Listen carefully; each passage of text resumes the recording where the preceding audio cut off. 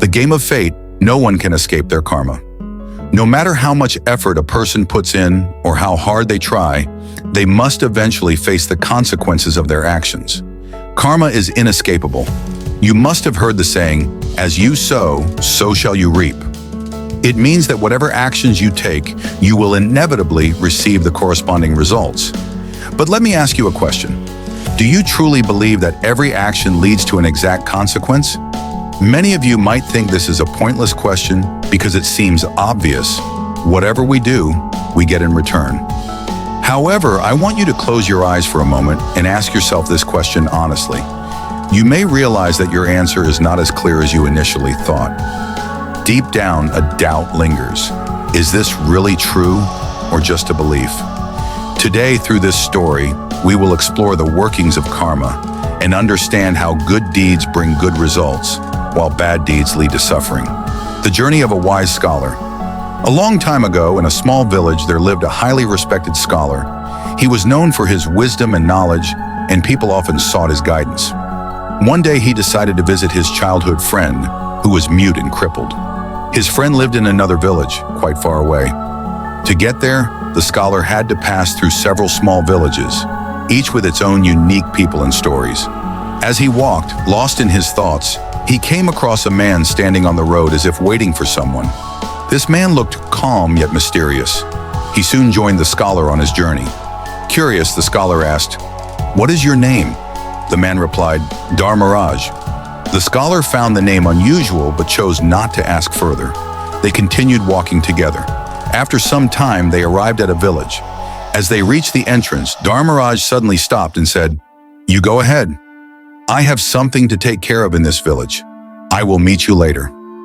The scholar nodded and walked ahead. A little while later, shocking news spread through the village: an ox had gored a man to death. The tragic event left the villagers in distress. Just moments after, Dharmaraj reappeared and rejoined the scholar as if nothing had happened. They resumed their journey, moving toward the next village. As they approached another village, Dharmaraj once again excused himself, saying he had to deliver something. The scholar, now more aware, walked on. But soon, thick black smoke started rising in the distance. In an instant, a massive fire broke out, engulfing the village in flames. The scholar felt uneasy. Everywhere Dharmaraj went, disaster followed. But he chose to remain silent, watching and observing. A growing suspicion. The next morning, they continued their journey. As they arrived at yet another village, Dharmaraj, as expected, told the scholar, "I need to meet someone here. You go ahead and I will catch up." However, this time, the scholar was determined to find out what was happening. Instead of walking ahead, he hid nearby and secretly observed Dharmaraj. Moments later, a loud scream echoed through the village. People rushed to the scene to find that a man had been bitten by a snake and had died instantly. Just as before, Dharmaraj soon reappeared and joined the scholar as if nothing had happened. Unable to hold back any longer, the scholar turned to him and asked, "Who are you?" "Wherever you go, something terrible happens. This cannot be a coincidence." Dharmaraj smiled calmly and replied, "I expected you to recognize me sooner. I am a messenger of Yamaraj, the god of death. I take the souls of those whose time on earth has ended." The scholar shivered in fear. Summoning courage, he asked, "Then tell me, who is next to die?" Dharmaraj looked at him with an unwavering gaze and said, "Your childhood friend, the one you are going to meet, and you will be the reason for his death." The unavoidable death shocked. The scholar was filled with guilt. If I don't meet him, perhaps he won't die, he thought. But Dharmaraj laughed and said, "Destiny cannot be changed. Whether you meet him or not, his time has come." As they reached the final village, the scholar saw his crippled friend struggling to reach him. Despite his disabilities, he had been trying to follow the scholar ever since he saw him in a previous village. He had pushed himself beyond his limits.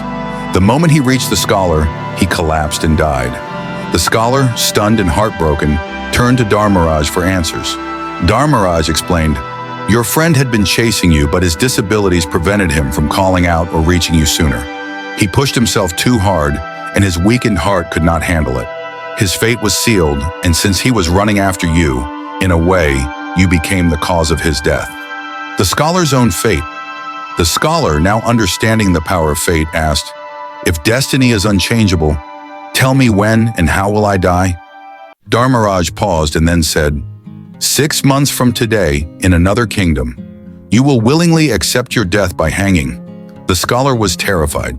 Determined to escape death, he sought shelter in the palace of a powerful king, who ensured that the scholar never left the kingdom. Months passed and the scholar felt safe behind palace walls. Finally, the day of his predicted death arrived. Thinking he had outwitted fate, the scholar went to bed early, believing that if he avoided danger for the day, he would survive. But unknown to all, he suffered from sleepwalking. That night in his sleep, he left the palace, mounted a horse, and rode unknowingly into a neighboring kingdom. He wandered straight into the royal palace and fell asleep in the queen's chamber. The next morning, the king was furious to find an unknown man near his wife. He ordered the scholar to be hanged.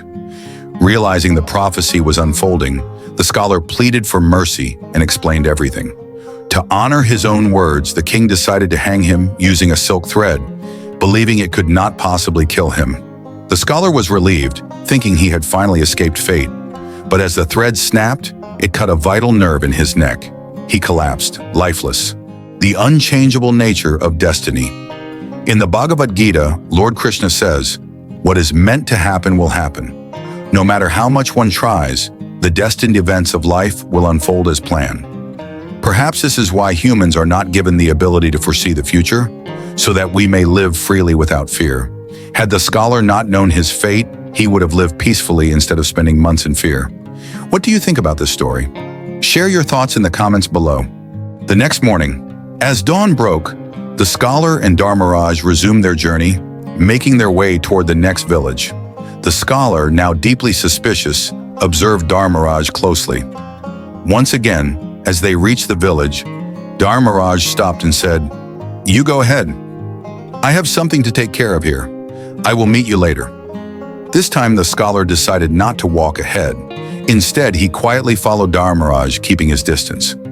Moments later, chaos erupted. A man had been bitten by a snake and had died on the spot. The villagers rushed to the scene, horrified at the sudden tragedy. The scholar, unable to contain his fear, stepped forward and confronted Dharmaraj. "Everywhere you go, disaster follows. Who are you?" Dharmaraj looked at him calmly and smiled. "I was expecting you to ask this sooner. I am a messenger of Yamaraj, the god of death. I do not cause misfortune. I merely take the souls of those whose time on earth has ended."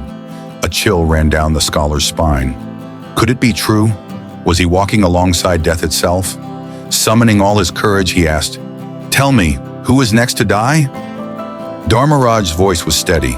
"Your childhood friend, the one you are going to meet, and you will be the reason for his death." The scholar froze. His heart pounded in his chest. "If I don't meet him, he won't die," he thought. Reading his mind, Dharmaraj laughed softly. "Destiny cannot be changed. Whether you go or not, his time has come. The unavoidable death." They reached the final village, and the scholar's worst fears came true. In the distance, he saw his crippled friend struggling to reach him. The friend had spotted him from afar and had been following him since an earlier village. Though mute and crippled, he had pushed himself beyond his limits in his desperation to meet the scholar. The moment he reached him, his body collapsed to the ground. His life ended in an instant. The scholar, overcome with grief and disbelief, turned to Dharmaraj. "Why did this happen?" Dharmaraj, ever composed, explained, "Your friend had been chasing you, but his body could not withstand the strain. His heart gave out, and his life ended at the very moment he reached you. Since he was running after you, in a way, you became the cause of his death." The scholar lowered his head. The weight of fate pressed heavily upon him. The scholar's own fate. His mind raced with questions. Was fate truly set in stone? Could one not escape it? Finally, he took a deep breath and asked, "If destiny cannot be changed, then tell me when and how will I die?" For the first time, Dharmaraj hesitated. Then in a measured tone, he spoke. 6 months from today, in another kingdom, you will willingly accept your death by hanging." A cold shiver ran through the scholar's body. How could this be? How could he ever willingly walk toward his own execution? Fear gripped him. No, he would not let this happen. He would fight fate. Without wasting time, he hurried home, determined to take control of his destiny. A desperate attempt to escape fate. Though shaken, the scholar was still a man of wisdom. He knew he needed protection, and who better to offer it than a powerful king? With urgency, he traveled to the royal palace of a great ruler. Upon hearing his story, the king was intrigued. "If your fate is truly sealed, then we shall see if destiny can be defied," he said. Determined to keep the scholar safe, the king ordered that he must never leave the palace grounds. Guards were placed at every entrance. No one was allowed in or out without permission. Within the walls of the grand palace, the scholar finally felt safe. Surely fate could not reach him here. The countdown begins. Days turned into weeks, and weeks into months. The scholar remained within the luxurious confines of the palace, never venturing beyond its gates. As the fated day drew closer, he grew increasingly anxious. Finally, the night before his predicted death arrived. He went to bed early, convinced that if he simply avoided any danger for one more day, he would survive. But destiny works in mysterious ways. Unknown to all, the scholar suffered from sleepwalking, and that night, without knowing it, he rose from his bed, left his chamber, and walked through the palace halls. Guards saw him but did not stop him. He was, after all, under the king's protection. He made his way to the royal stables, mounted a horse, and unknowingly rode straight out of the kingdom. By the time the first rays of dawn appeared, he had crossed into another kingdom exactly as foretold. A twist of fate. The scholar, still fast asleep, unknowingly wandered into the grand palace of a neighboring king. As if led by unseen hands, he entered the royal chambers and fell asleep inside. The next morning, the king awoke to find a strange man lying near his wife. Furious, he declared, "This man has dishonored my palace. He must be executed immediately." His guards seized the scholar, who was now fully awake and terrified. He pleaded for mercy, explaining everything, but the king refused to believe him. His punishment was set death by hanging. The inevitability of destiny. Realizing the prophecy was coming true, the scholar resigned himself to his fate. At the king's command, a rope was prepared. However, in an attempt to be merciful, the king ordered that the scholar be hanged using a silk thread, believing it could not possibly kill him. Relieved, the scholar thought, "Finally, I have escaped fate." But the moment the thread snapped, it sliced a vital nerve in his neck. He collapsed to the ground, lifeless. The prophecy had been fulfilled. The lesson of fate, onlookers were shocked beyond belief. How could a silk thread kill a man? But fate had played its role. In the Bhagavad Gita, Lord Krishna says, "What is meant to happen will happen. No matter how much one tries, the destined events of life will unfold as planned." Perhaps this is why humans are not given the ability to foresee their future, so that they may live without fear. Had the scholar never learned of his fate, he would have lived in peace instead of spending his final months in fear. What do you think about this story? Share your thoughts below. If this story made you think, don't forget to like, share, and subscribe for more wisdom-filled content. The king's protection. Upon hearing the scholar's story, the king was intrigued yet determined to test fate. "If destiny is real, then we shall see if it can be defied," he said. To protect the scholar, the king ordered that he never leave the kingdom. Guards were stationed at every entrance, ensuring no one could enter or exit without the king's approval. The palace became both a sanctuary and a cage. Months passed, and the scholar remained safe within the palace walls. He grew confident, believing he had outwitted fate. But fate has its own ways. The fateful night. The long-awaited day finally arrived the very day Dharmaraj had foretold. Determined to escape death, the scholar went to bed early, convinced that if he could avoid danger for just one more night, he would survive. What no one knew was that he suffered from sleepwalking. That very night, without realizing it, he rose from his bed, left his chamber, and walked through the palace corridors. The guards saw him but did not stop him after all. He was the king's special guest. He made his way to the royal stables, mounted a horse, and unknowingly rode straight out of the kingdom. By the time the first rays of dawn appeared, he had entered a neighboring kingdom exactly as predicted. The twist of fate.